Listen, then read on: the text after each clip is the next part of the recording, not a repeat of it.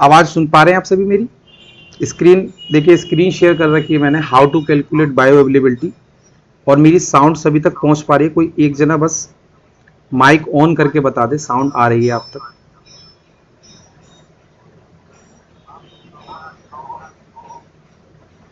ठीक है, ओके।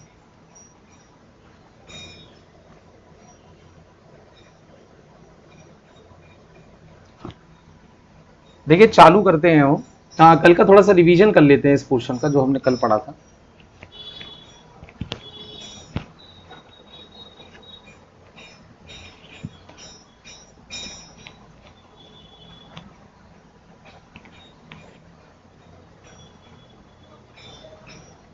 कल का हम रिवीजन कर लेते हैं कुछ जो कल हमने पढ़ा था। कल हम देख रहे थे कि how to calculate bioavailability. Bioavailability वो पर्टिकुलर कॉन्सेप्ट होता है जिसके थ्रू हम पता करते हैं कि किसी भी ड्रग की जो अवेलेबिलिटी होती है सिस्टमेटिक सर्कुलेशन में, उसकी कंसंट्रेशन कितनी होती है, उसके बेसिस पे बायो अवेलेबिलिटी को पढ़ते हैं। तो बायो अवेलेबिलिटी हमने पढ़ा था 100 मॉलिक्यूल्स वाला जो कॉन्सेप्ट था। 20 मॉलिक्यूल्स एक्सक्रीट आउट हो गए थे due to ionisation, 30 molecules metabolise कर दिए थे थ्रू लिवर, ये वेस्ट हो गया था।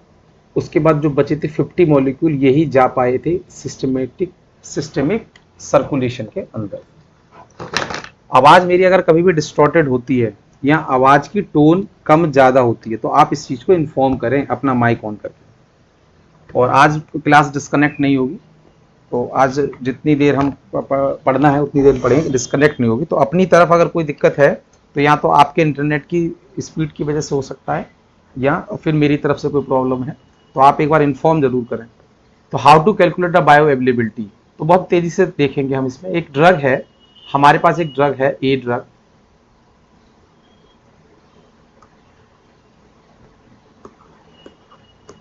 देखिए हमारे पास में एक ड्रग है, इसको हमने एक आर्बिट्रेरी एग्जाम्पल ले लिया एक, कि ए ड्रग है हमारे पास और ये ड्रग हमें ओरल रूट से देनी है और इसकी बायो अवेलेबिलिटी पता करनी है। तो हमने पहले इसको आईवी रूट से दिया, जिसमें हमें पहले से पता था कि आईवी रूट से दी हुई ड्रगों की बायो अवेलेबिलिटी 100% होती है। उसके बाद में हमने इसका ग्राफ प्लॉट किया, किसके किसके रेस्पेक्ट में, प्लाज्मा कंसंट्रेशन और विद रेस्पेक्ट टू टाइम, कि कितनी प्लाज्मा कंसंट्रेशन है, जिसमें कि हमने एक आर्बिट्रेरी कॉन्सेप्ट ले लिया कि 30 मिनट के बाद में हम इसकी प्लाज्मा कंसंट्रेशन देखेंगे। और जब 30 मिनट के बाद में हम इसकी प्लाज्मा कंसंट्रेशन देखेंगे तो यहाँ पर plasma concentration on Y axis and X axis दिया हमने टाइम। तो 30 मिनट पर जब हमने देखा तो एक पर्टिकुलर पॉइंट मिला जिसके बाद में प्लाज्मा कंसंट्रेशन डाउन होना शुरू हो गई। तो इस तरीके से एक हमें पैराबोलिक ग्राफ मिला यहाँ पर। और ये जो हमने कंसंट्रेशन देखी जिस समय पे, जिस टाइम पे कंसंट्रेशन सबसे ज़्यादा हाई थी, दिस पर्टिकुलर पॉइंट को हमने बोला था कि this is the highest highest concentration in a plasma cell of this drug. अच्छा, ये जो ड्रग हमने दी ये डिस्ट्रीब्यूशन होना शुरू हो रहा है। जब ये कंप्लीटली डिस्ट्रीब्यूट हो जाएगी तब ये हायर कंसंट्रेशन अचीव करेगी, और जैसे जैसे इसका मेटाबॉलिज्म शुरू कर देगा लिवर, तब इसकी प्लाज्मा में कंसंट्रेशन कम होने लगेगी। तो ये हमने एक तरीके का ग्राफ यहाँ पे पढ़ा था। और इस जो ग्राफ में ये जो हमने ग्राफ देखा था, इस ग्राफ में फिर हमने एक एरिया हमें मिला, this particular area is known as area under the curve. और ये एरिया अंडर द कर्व एक वैल्यू रखेगा। ये हमारे पास पे ग्राफ रहा प्लाज्मा कंसंट्रेशन और टाइम के बीच में, ये हमने लिया। और ये आईवी रिप्रेजेंट फॉर दी, कि हमने जो ड्रग दी है वो आईवी रूट के थ्रू दी है। और ये इसके बाद में प्लाज्मा कंसंट्रेशन हमने मेजर की थी, वो भी 30 मिनट, और क्या करा था, इसको प्लॉट किया था ग्राफ पे। तो द नाउ सेम डोज, तो ये सेकंड स्टेप, यहाँ तक फर्स्ट स्टेप कंप्लीट हुआ। और ये सेकंड स्टेप की अगर हम बात करें तो सेकंड स्टेप में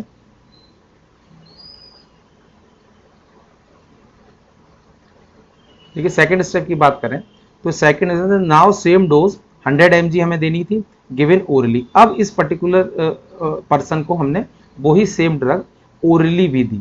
अब ओरली देने के बाद में फिर से यही ग्राफ प्लॉट किया। इतना कंफर्म है कि ये जो ग्राफ था, area under the curve IV था जब इंट्रावेनस दिया था, जिसमें बायो अवेलेबिलिटी 100% थी। और आईवी ओरली अगर हम किसी भी ब्लड को देते हैं, ओरली का मतलब ये हो गया कि हम उसको एंट्रली एडमिनिस्टर करा रहे हैं। Orally route of administration, enteral route of administration का एक पर्टिकुलर पार्ट होता है। तो जब हम इसको ओरली देंगे तो ओरली देने के बाद में इतना हमें कंफर्म था कि ये जो ओरली हमने ड्रग दी तो इसमें जो बायो अवेलेबिलिटी है वो 100% से लेस रहेगी। तो ऑब्वियस बात है कि इसका जो एरिया अंडर दी कर्व रहेगा वो हमेशा लोअर आएगा। तो ये वैल्यू हमेशा बिगर मिलेगी आपको, ये वैल्यू हमेशा लोअर मिलेगी। इन्हीं दोनों वैल्यू का बाद में हमने क्या किया, इन दोनों वैल्यू को हमने बाद में डिवाइड किया और जो हमें फ्रैक्शन मिला डिवीजन के बाद में, जो हमें फ्रैक्शन मिला, this particular fraction is known as bioavailability of this particular drug.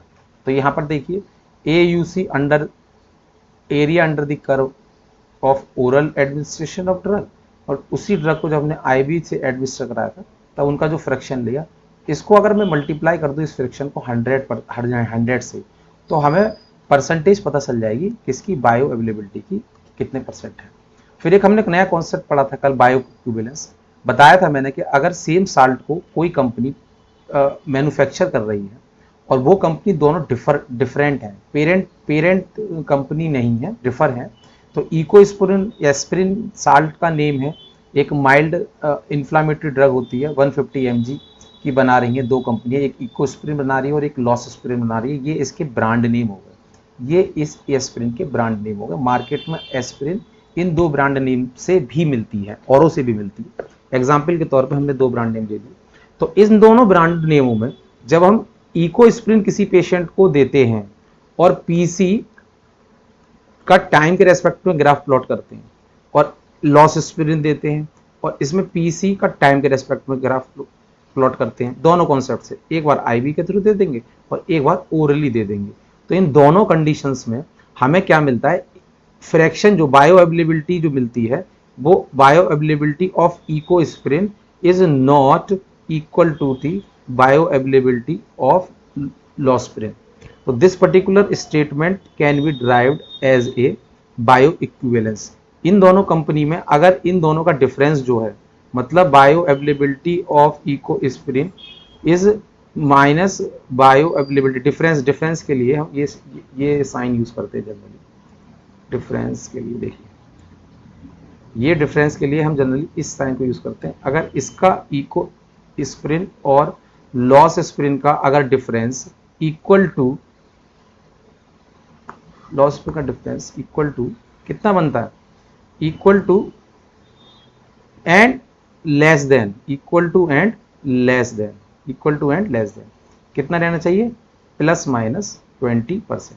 तो इनकी बायोबिलिटी का डिफरेंस अगर इतना रहता है तो ये दोनों कंपनियां अलग अलग जो हैं वो इको एस्प्रिन के लिए बायो इक्विवेलेंस फिनोमिना शो करती है। ये हमने कल बहुत अच्छे तरीके से पढ़ लिया था। तो यहाँ पर देखो, फिर मैंने इसको लिखाया था यहाँ पर कि if two brand of same drug, if two brand of same drug have almost bioavailability +-20%, these are called bioequivalent. इनको बायोइक्विवेलेंट ड्रग बोलते हैं। Most of the drug are bioequivalent, generally सारी की सारी ड्रग हमारी बायोइक्विवेलेंट होती हैं, लेकिन एक पर्टिकुलर ड्रग होती है फिनोटियोन जो कि बायोइक्विवेलेंसी शो नहीं करती है। ब्रांड चेंज कर देंगे अगर आप, ये बी ब्रांड 1 और ब्रांड 2, तो इन दोनों का जो डिफरेंस अगर हम बायोअवेलेबिलिटी का निकालेंगे वो हमेशा ग्रेटर देन +-20% से ज़्यादा है। तो ये बायो इक्विवेलेंस को शो नहीं करती है। ऐसी भी और भी कई ड्रग हैं कि ज़्यादा यूज़ होने वाली ड्रगों में से एक एग्जाम्पल मैंने निकाल के आपको बताया था। आगे बताऊंगा कि कहाँ इसको हम यूज़ करते हैं। आगे देखिए, आगे फिर मैंने आपको कल डिस्ट्रीब्यूशन बताया था। डिस्ट्रीब्यूशन में हमने देखा था कि एक्चुअली में डिस्ट्रीब्यूशन है क्या। तो डिस्ट्रीब्यूशन में जनरली हमने एक छोटी सी चीज़ समझी थी कि एब्जॉर्प्शन करा लिया, ADME स्टडी कर रहे हैं हम क्या पढ़ रहे हैं, हम पढ़ रहे हैं ADME काइनेटिक्स के अंदर। एब्जॉर्प्शन हमारा निपट गया था, ये वहाँ तक कंप्लीट था एब्जॉर्प्शन। अब ये हम पढ़ने जा रहे हैं नेक्स्ट टॉपिक डिस्ट्रीब्यूशन। डिस्ट्रीब्यूशन में मैंने आपको बता दिया था कि स्टोमक के अंदर अगर कोई ड्रग आती है उसके बाद में ये इंटेस्टाइन जूसेस पे एसिडिक और बेसिक मीडियम में वर्क करते हैं। ये ड्रग फिर लिपिड मेम्ब्रेन के थ्रू एब्जॉर्ब होती है और एब्जॉर्ब होने के बाद में जैसे ये हेपेटिक पोर्टल वेन में जाती है, किस में जाती है, ये जाती है हेपेटिक पोर्टल वेन में। ये इस हेपेटिक पोर्टल वेन में जाने के बाद में जो फिनोमिना अब स्टार्ट हो जाता है, अब उस फिनोमिना को हम डिस्ट्रीब्यूशन बोलते हैं, मतलब ये डिस्ट्रीब्यूट होना शुरू हो जाता है।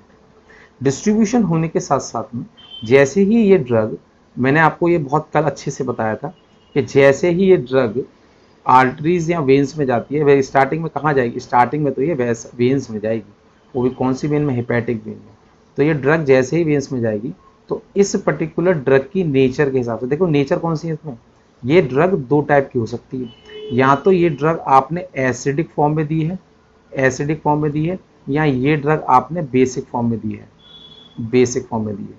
तो ये जो ड्रग है, ये इसमें जो होती है इसको बोलते हैं ब्लड, ये यहाँ पर ब्लड है।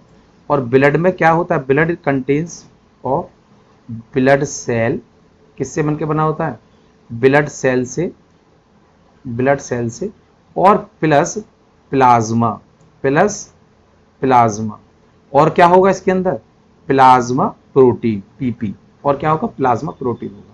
तो प्लाज्मा प्रोटीन जो इस पर्टिकुलर ब्लड में होती है, ब्लड में प्रेजेंट होती है, तो दो प्लाज्मा प्रोटीन हम यहाँ पर देखते हैं। एक plasma protein A plasma protein है, और ये बी प्लाज्मा प्रोटीन है। ये on the basis of, on the nature of drug, acidic, एक particular plasma protein acidic nature देख के इस पर्टिकुलर ड्रग को अपने से स्टिक कर लेगी, जोड़ लेगी। और जोड़ने के बाद में जो पर्टिकुलर सिनेरियो बनेगा, वो सिनेरियो बनेगा ये कि जो वेसल्स जो थी हमारी, उस वेसल के अंदर हमारे पास में ये थी प्रोटीन, ए प्रोटीन, उससे ये स्टिक कर लेगी इसके मॉलिक्यूल को, ड्रग के मॉलिक्यूल।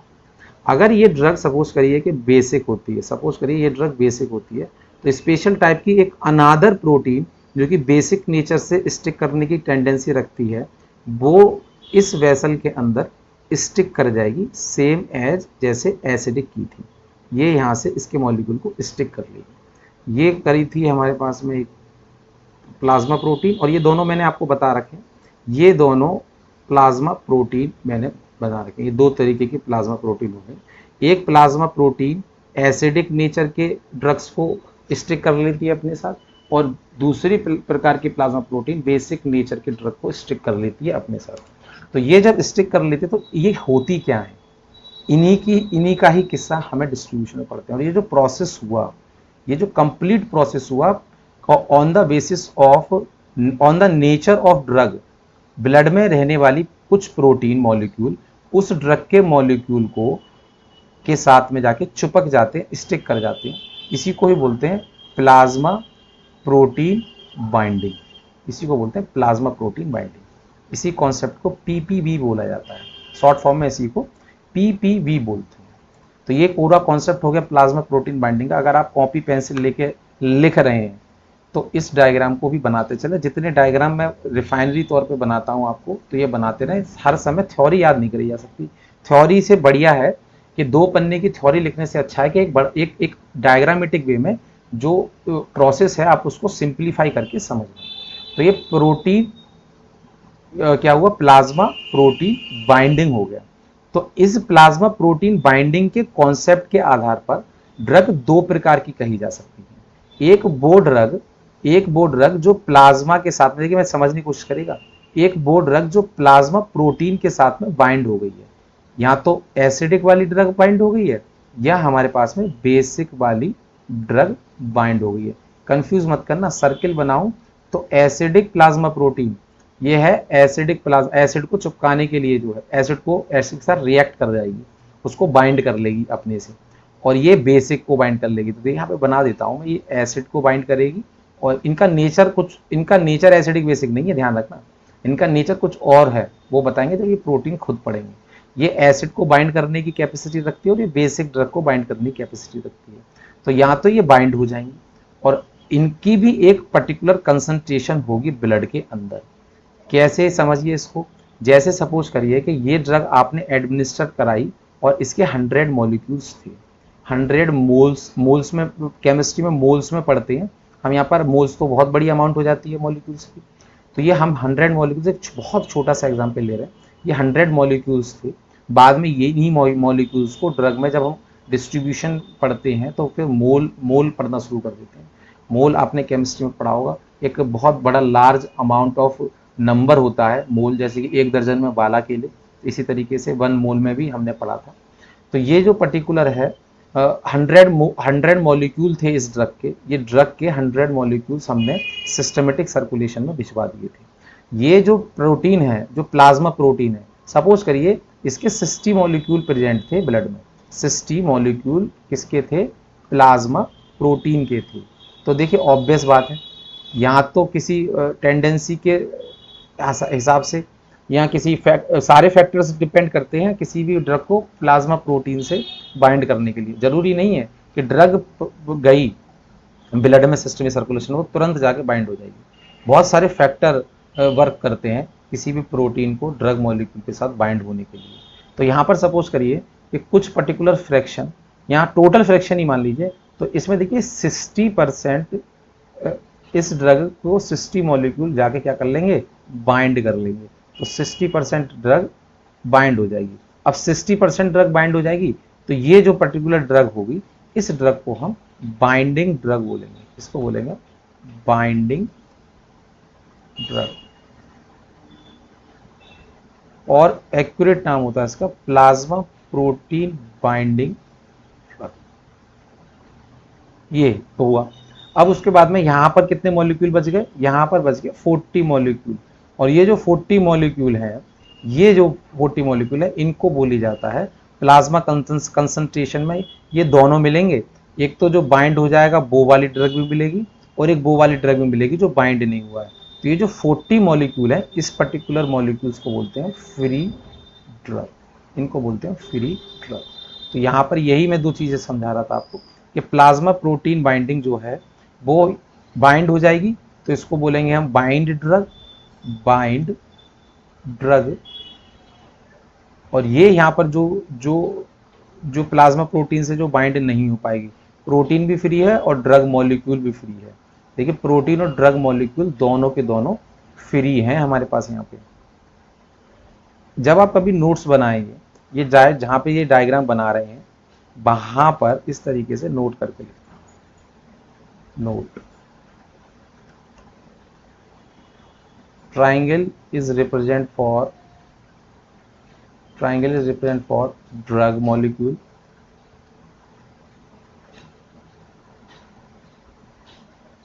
और this particular rectangle and circle ये क्या है?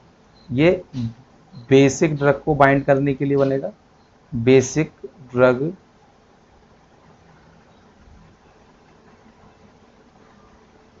फॉर बेसिक ड्रग बाइंडिंग,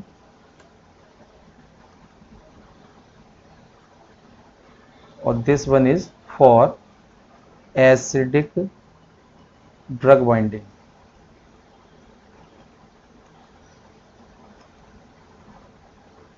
और इन दोनों के फिर यहाँ पर इसको आप इस तरीके से नोट कर सकते हैं। ये दोनों क्या हैं? ये दोनों हैं आपके प्लाज्मा प्रोटीन। यह लिख लीजिए, कभी आप बाद में अगर 1 महीने बाद 2 महीने बाद अपनी कॉपी उठा के देखेंगे तो कम से कम आपको याद रहेगा कि ट्राइंगल किसको रिप्रेजेंट करना है। आगे देखिए, आगे बढ़ते हैं। अब आगे हमने इतना सब देखने के बाद में बाइंडिंग दो ड्रग मिली, बाइंडिंग ड्रग, और this particular drug is known as free drug. ये होती है फ्री ड्रग।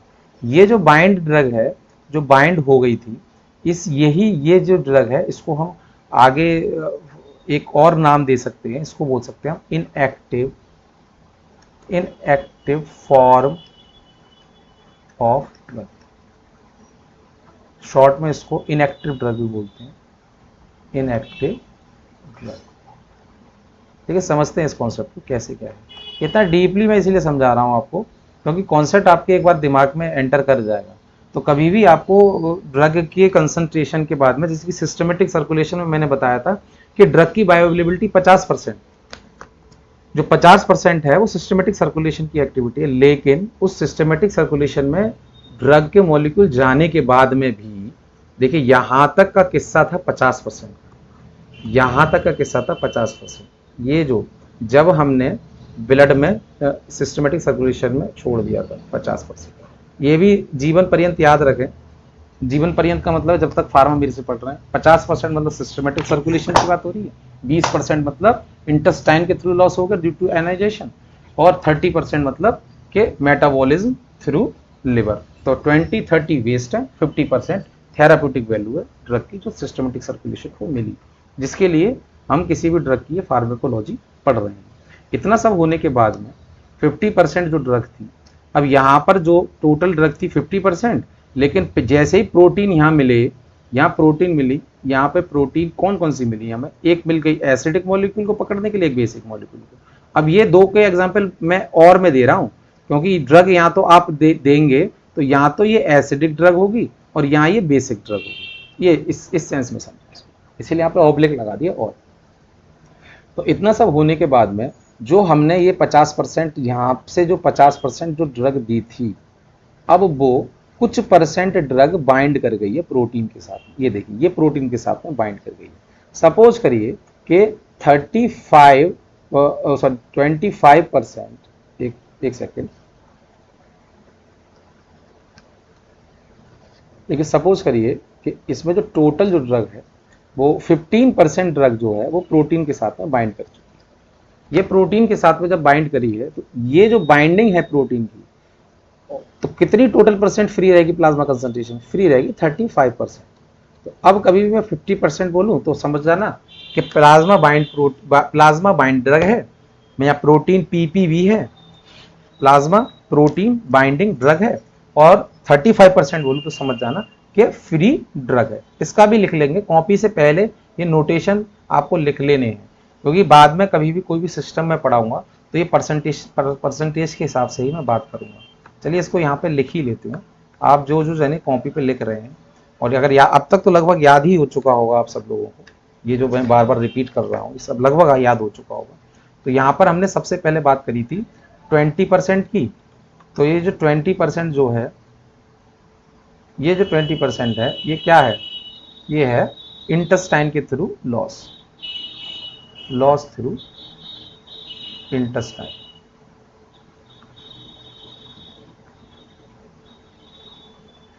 फिर उसके बाद में बात करी थी हमने 30% की। तो ये 30% क्या है, ये है मेटाबॉलिज्म थ्रू लिवर। तो ये भी क्या है, एक तरीके का लॉस। फिर हमने 50% की बात करी थी। 50% में क्या है, 50% हमारे सिस्टमिक सर्कुलेशन को मिली, सिस्टमिक सर्कुलेशन को मिली ये ड्रग सिस्टमिक सर्कुलेशन। तो ये 50% है, इसको बोलेंगे हम अवेलेबल ड्रग।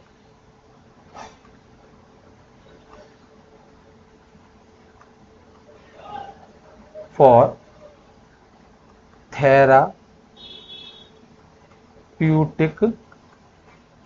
गोल, अवेलेबल ड्रग है फॉर थेराप्यूटिक गोल, मतलब 50% जो ड्रग है यही इलाज करेगी। अब इस 50% के भी अब दो भाग हो गए, मैंने बता दिया 15% और बता दिया मैंने आपको 35%।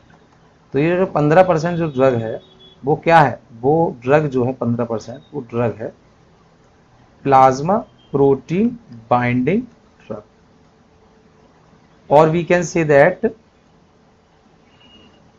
Inactive drug.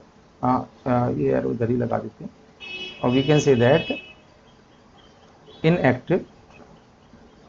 और ये 35% जो है इसको बोलेंगे एक्टिव ड्रग।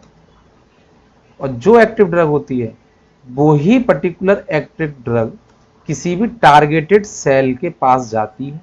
ये देखिए टारगेटेड सेल ये थी, इस सेल को सही होना था, ये जो सेल बीमार थी इसी की वजह से आपने क्या काम किया, इसी की वजह से आपने ड्रग दी थी। तो ये एक्टिव जो ड्रग है यही इसके प्लाज्मा मेम्ब्रेन को क्रॉस कर कर इसके अंदर जाने की कैपेसिटी रखती है। अगर बात करें हम प्लाज्मा प्रोटीन बाइंडिंग की, तो plasma protein binding drug never cross cell membrane of any tissue या cell membrane of any cell. तो प्लाज्मा प्रोटीन, इसीलिए इस पर्टिकुलर ड्रग को हम इनएक्टिव ड्रग कहते हैं। केवल एक्टिव ड्रग ही क्रॉस कर सकती हैं, सेलुलर मेटाबॉलिज्म में पार्टिसिपेट कर सकती हैं। बॉडी में कई प्रकार के मेटाबॉलिज्म चलते हैं, जो सेल के अंदर चलता है उस मेटाबॉलिज्म को हम सेलुलर मेटाबॉलिज्म बोलते हैं। अब ये जो मॉलिक्यूल गया, ये यहाँ पर भी स्टिक हो सकता है। अगर ये रिसेप्टर को सही करने के लिए आपने भेजी है, रिसेप्टर को सही करने के लिए अगर आपने भेजी है, तो इस पर्टिकुलर जो ड्रग को हम बोलेंगे कि ये पेरिफेरल पे काम करेगी। एक ये रिसेप्टर कैरियर प्रोटीन के थ्रू अगर गई है तो ये ट्रांसपोर्ट चैनल के थ्रू काम करेगी। तो ये डिपेंड करेगा इसका कि हमें इसका वर्क क्या है। और वर्क की जब बात करेंगे तो कभी भी जब वर्क की बात करते हैं तो याद आता है डायनेमिक्स, याद आता है हमें डायनेमिक्स। और डायनेमिक्स का मतलब क्या है? Work can be without any power. आप किसी भी बॉडी का वर्क डिसाइड नहीं कर सकते। तो हम इसकी पावर जब मेजर करेंगे तब इसका वर्क देखेंगे, वर्क क्या है। तो इसको कौन से कॉन्सेप्ट में पढ़ेंगे? इसको पढ़ेंगे फार्मेको डायनेमिक्स में। ये जो पूरा का पूरा मैंने आपको पिक्चर यहाँ पर दिखाई है, ये मैंने बहुत डीपली आपको मैं समझाने की कोशिश किया हूँ कि एक्चुअली में क्या है सिनेरियो हमारा पूरा का पूरा बॉडी का या किसी भी पर्टिकुलर ड्रग का, जिसमें किसी पर्टिकुलर ड्रग कैसे काम करती है। किसी का अगर ये पोर्शन छूट गया है तो उसको डायग्रामेट्रिक वे में बना सकता है। बाकी मैं ये पिक्चर भी शेयर कर दूंगा आपको, आप व्हाट्सएप ग्रुप पे, जो ग्रुप हम जो चला रहे हैं उस ग्रुप पे मैं शेयर कर दूंगा।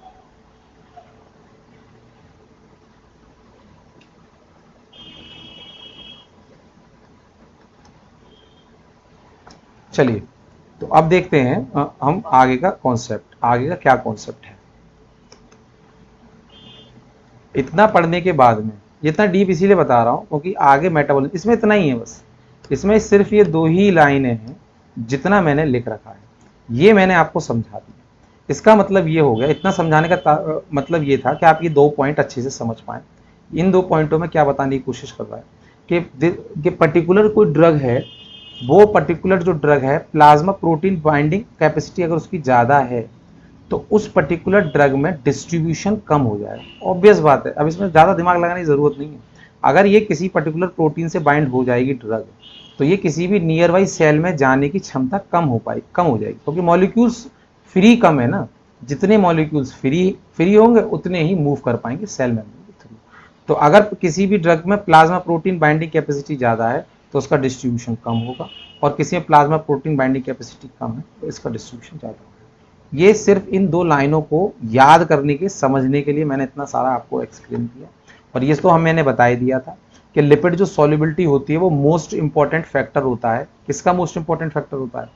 किसी भी ड्रग मॉलिक्यूल को बॉडी में एंटर कराने के लिए, सेल्स के अंदर एंटर कराने के लिए। तो ये जो लिपिड जो सॉल्युबिलिटी है, ये lipid solubility very very important concept कि आपका किसी भी ड्रग का डिस्ट्रीब्यूशन कैसे होगा। तो इसलिए यहाँ पे मोस्ट इंपॉर्टेंट फैक्टर लिखा है। और लिपिड सॉल्युबल ड्रग जो होती हैं उनका डिस्ट्रीब्यूशन ज़्यादा होगा, इसमें दिमाग लगाने की कोई आवश्यकता ही नहीं। और वाटर सॉल्युबल ड्रग होंगी उसमें मैक्सिमम तो आयनाइज हो जाएंगी, तो ये बहुत शॉर्ट हो जाएंगी शरीर से। तो जितना पोर्शन बचेगा तो उनका डिस्ट्रीब्यूशन, कंसंट्रेशन ही जब कम हो जाएगी तो डिस्ट्रीब्यूशन भी ऑब्वियस कम हो जाएगा। ये एक्चुअली में डिस्ट्रीब्यूशन, जो अगर किसी भी चीज़ का डिस्ट्रीब्यूशन हम तब बात करते हैं जब उसकी कंसंट्रेशन की बात करते हैं। अगर किसी भी चीज़ की कंसंट्रेशन ज़्यादा होगी तो वो ऑब्वियस बात है वो डिस्ट्रीब्यूट भी ज़्यादा कर पाओगे, और कंसंट्रेशन अगर कम होगी तो उस पर्टिकुलर चीज़ का डिस्ट्रीब्यूशन भी कम होगा। ये नॉर्मल व्यवहार का ज्ञान है, इसमें कोई कॉन्सेप्ट सोच नहीं सकता। अगर इसमें भी आपको कन्फ्यूजन है तो इसका मतलब बेसिक्स बहुत ज़्यादा दिक्कत है। आई थिंक अब समझ में आ गया होगा। अब मैंने आपको बताया था जो ड्रग जो है वो चिपक रही थी, कहाँ कहाँ चिपक रही थी? वो चिपक रही थी किसी प्रोटीन पे जाकर। तो 2 प्रकार की प्रोटीन हमारे प्लाज्मा सेल्स में पाई जाती है। एक पर्टिकुलर प्रोटीन जो होती है उसको हम बोल देते हैं albumin protein, very very important protein, जो कि हीमोस्टेसिस बनाने में बहुत ज़्यादा मदद करती है। कोई भी ऐसा पेशेंट जिसमें ब्लड लॉस होता है या सारी कोई भी दिक्कतें होती हैं, तो ये जो पर्टिकुलर प्रोटीन है एल्बुमिन का, जो लॉस होता है, आईसीयू का पेशेंट पड़ा हुआ है, ब्लड का लॉस है, तो हमारे दिमाग में सबसे पहले यही आता है कि आरबीसी काउंट कम हो जाएगा, आरबीसी काउंट कम हो जाएगा तो ऑक्सीजनेशन बॉडी का सही तरह से नहीं हो पाएगा। लेकिन केवल आरबीसी के कम होने की वजह से, ब्लड के जाने से केवल आरबीसी ही कम नहीं होती है, और भी बहुत सारी इसेंशियल चीजें कम होती हैं, जिसमें कि ये अभी प्रोटीन का कॉन्सेप्ट पढ़ रहे हैं। तो ये एल्बुमिन की जो अमाउंट है वो हमारी बॉडी में कम हो जाएगी। तो इसके जो जो पेशेंट होते हैं जिनमें, अब ये एल्बुमिन कहाँ से आती है? ये एल्बुमिन हमारी बॉडी में खुद बनाती है, हमारी शरीर खुद बनाता है। तो ये जिन पेशेंटों में ब्लड का फॉर्मेशन नहीं हो पाता है।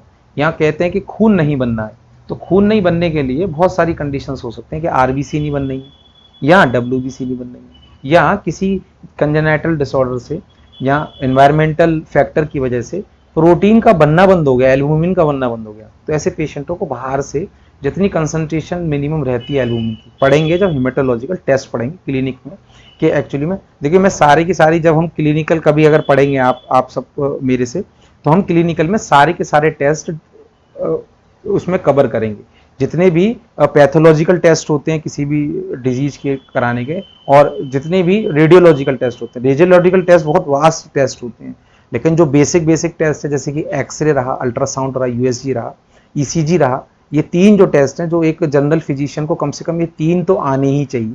फिर अगर आपने एक्सरे के बाद में आपने पढ़ा होगा कि यहाँ पहले चेस्ट का एक्सरे कराया जाता है, उसमें से कंफर्मेशन नहीं आती है तो फिर उसके बाद में फिर सिटी कराया जाता है।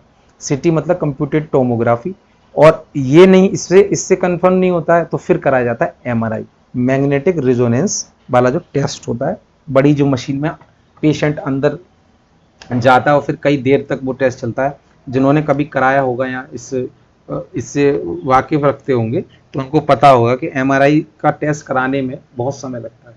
लेकिन ये सब है क्या? ये तीनों के तीनों चीज़ें, मैंने 3 नाम यहाँ पे लिए।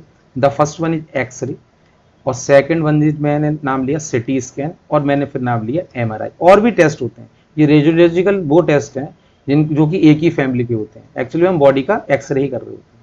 सिटी में थोड़ी सी और ज़्यादा डीपेस्ट चीज़ मिल जाती है, और एमआरआई में और भी ज़्यादा डीपेस्ट चीज़, लेकिन एक्चुअली में होते सब एक्सरे ही हैं।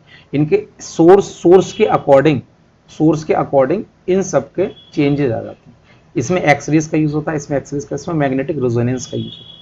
इसी कारण से लेकिन इसमें जो पिक्चर जो मिलेगी आपको, इसीलिए तीनों टेस्टों की जो रिपोर्ट है वो ब्लैक फिल्म पे ली जाती है।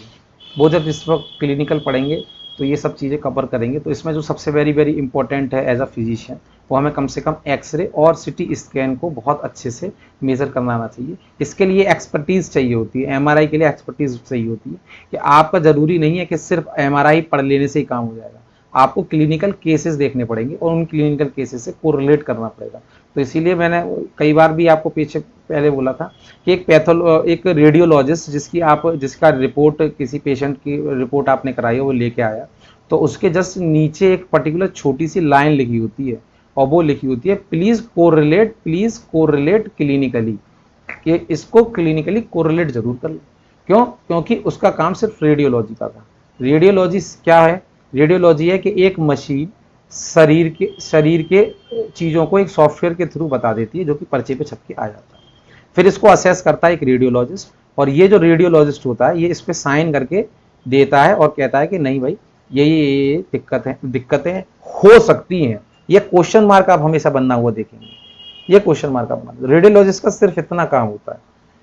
इसको जो फाइंडिंग को जो कंफर्म फाइंडिंग करता है, रेडियोलॉजिस्ट की बात कर लें या फिर पैथोलॉजिस्ट की बात कर लें, ये दोनों के दोनों यही सीन इनका होता है कि ये सिर्फ एक सॉफ्टवेयर के एरर को पहचानने का काम करते हैं।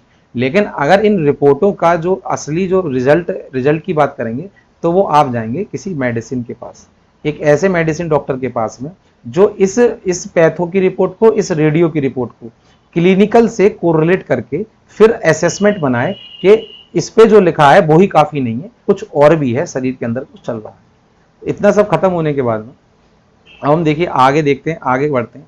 आज देखिए कुछ एक्स्ट्रा नोट्स नहीं है, हम सिर्फ ये आगे ये बिल्डअप कर रहे हैं इस डिस्ट्रीब्यूशन वाले टॉपिक को, क्योंकि आगे अभी बहुत बड़ा टॉपिक पढ़ना है हमें, दैट्स नोन एज मेटाबॉलिज्म। थोड़ा सा आपको कंसंट्रेशन होकर पढ़ना पड़ेगा, तो मैं कंसंट्रेट होकर पढ़ना पड़ेगा। तो मैं कोशिश कर रहा हूँ कि आप रिलेट कर पाएँ मेरी इन सब चीज़ों से बाद में, क्योंकि वो टॉपिक हल्का सा बोरिंग लगेगा, नया है, बिल्कुल नया टॉपिक है, तो बोर ना हो आप, तो इसलिए मैं थोड़ी चीज़ें आपको पहले ही बता के चल रहा हूँ। तो बहुत कंसंट्रेशन के साथ में सुने आज का जो टॉपिक है। आगे देखिए, आगे आगे बढ़ते हैं। हाँ, तो मैं एल्बुमिन की बात कर रहा था, यहाँ पे मैंने एल्बुमिन के बारे में आपको बता दिया। और जो सेकंड एक तरीके की प्रोटीन जो प्लाज्मा में प्रेजेंट होती है, उसको बोलते हैं alpha 1 acid glycoprotein. Alpha 1 acid glycoprotein. अब देखिए, एक जो पिछली बार मैंने अभी कुछ कॉन्सेप्ट बताया था कि कौन सी प्रोटीन, मैंने कहा था कि ये जो प्रोटीन है एसिड ड्रग को बाइंड करने की कैपेसिटी रखती है। इसका मतलब ये नहीं है कि ये एसिडिक है, और ये जो प्रोटीन है ये बेसिक ड्रग को बाइंड करने की कैपेसिटी रखती है, इसका मतलब ये नहीं बेसिक। और ध्यान रखिएगा, अगर एसिड है तो हमेशा बेस के साथ बाइंड होगा, और बेस है तो हमेशा एसिड के साथ। ये कॉन्ट्रा इंडिकेटेड बिहेवियर के साथ में बाइंडिंग होती है। क्या क्यों होती है? मॉलिक्यूल्स की वजह से। ऑब्वियस बात है, एच एसिड के पास में H प्लस होता है और बी के पास, बेस के पास में OH माइनस होता है। तो कैटायन और एनायन में ही अट्रैक्ट करने की पावर होती है। तो इसीलिए यहाँ पर जो भी ये इसके नाम में एसिड आया, इसीलिए मैंने आपको बता दिया। ये एसिड जो है ये ग्लाइकोप्रोटीन होती है। प्रोटीन कितने तरीके की होती है और ग्लाइकोप्रोटीन वगैरह ये सब मैंने आपको पिछला पहले बता चुका हूँ, जो बॉडी में प्रोटीन पाई जाती है। तो ये जो ड्रग है एसिडिक ड्रग, ये जो एसिडिक ड्रग है ये एल्बुमिन के साथ बाइंड होती है। तो एल्बुमिन का नेचर हमेशा ध्यान रखना, बेसिक इन नेचर। और ये जो बेसिक ड्रग जो होती है वो अल्फा 1 एसिड ग्लाइको प्रोटीन के साथ में जाके बाइंड हो जाती है। तो देखिए अब यहाँ पर कुछ नोटेशन लगाने की बारी आती है। नोटेशन लगाने की बारी आ गई। देखिए नोटेशन देखते हैं क्या है।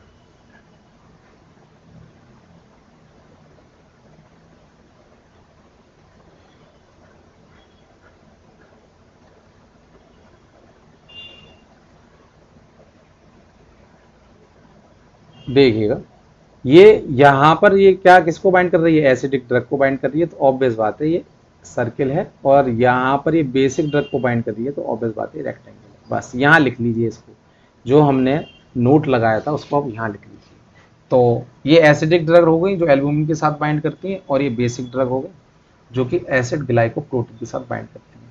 तो यहाँ पे कभी भी डी एफ देखें, D/F देखें, तो इसका मतलब होता है डिफरेंस। ये मेरे नोट्सों में डिफरेंस को बताएगा कि कभी भी डिफरेंट लिखना है या डिफरेंस लिखना है तो वो आपको मैं D/F लिखूंगा। तो D/F difference drugs, different drugs have different percentage of binding. Obvious बात है, सबकी ड्रग की बाइंडिंग की कैपेसिटी अलग अलग होगी क्योंकि उनका मॉलिक्यूलर स्ट्रक्चर अलग अलग होगा। और कोई भी चीज़ अगर किसी दूसरे के साथ में स्टिक कर रही है तो उसकी सरफेस फिजियोलॉजी देखनी पड़ेगी, सरफेस एनाटॉमी देखनी पड़ेगी उस मॉलिक्यूल की, कि सरफेस में वो कैसा है। स्टिक लाइगेट करने के लिए सबसे ज़्यादा जो चीज़ जरूरी होती है वो होती है सरफेस फिजियोलॉजी। इसी कारण से कोई भी पर्टिकुलर रिसेप्टर, देखिए ये पर्टिकुलर रिसेप्टर मैं यहाँ पे देखिए बना रहा हूँ, ये रिसेप्टर किसी भी प्रकार के मॉलिक्यूल को लेने की कैपेसिटी रखता है। तो इसका भी स्ट्रक्चर डेफिनेट होगा, इसका भी स्ट्रक्चर। अगर ये कहें कि एक ऐसा मॉलिक्यूल जिसका स्ट्रक्चर ये है, ये इस रिसेप्टर के साथ में कभी भी जाके बाइंड नहीं होगी कैपेसिटी।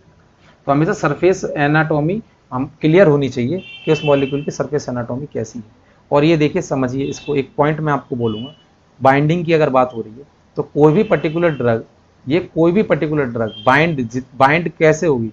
जितना ज़्यादा सरफेस एरिया होगा और जितना ज़्यादा इसका मॉलिक्यूलर वेट होगा उतना ज़्यादा ड्रग की प्लाज्मा बाइंडिंग कैपेसिटी ज़्यादा होगी। ये हमेशा ध्यान रखिएगा। ये जब फैक्टर आप पढ़ेंगे प्लाज्मा बाइंडिंग, मैं आज आपको बुक प्रोजेक्ट करके बताऊंगा, तो उस बुक में आप देखेंगे, देखना कि कौन कौन से फैक्टर हैं जो अफेक्ट करते हैं किसी भी ड्रग के मॉलिक्यूल को प्लाज्मा प्रोटीन से बाइंड होने के लिए। तो पूरा का पूरा सिनेरियो यहाँ पे खत्म होता है। अब बढ़ते हैं आगे की लेक्चर की तरफ। ये जो आज का जो प्रेजेंटेशन जो मैं बता रहा हूँ आपको, जिसमें हम मेटाबॉलिज्म स्टार्ट करेंगे, मैं ये आज का प्रेजेंटेशन है, ये आज का देखिए इसका एक क्लिनिकल एस्पेक्ट भी मैं आपको बताऊंगा कि इसका क्लिनिकल एस्पेक्ट क्या है। क्लिनिकल एस्पेक्ट के लिए थोड़ा समय चाहिएगा, जिसकी आज अगर क्लास पॉसिबल हो पाई तो आज ही देखिए मैं इसका क्लिनिकल एस्पेक्ट बता देता हूँ। चलिए आप ऐसा करिए, हम क्लिनिकल एस्पेक्ट पे ही बात कर लेते हैं। ये टॉपिक हम पढ़ेंगे, इसमें थोड़ा बहुत बच जाएगा तो हम देख लेंगे इसमें।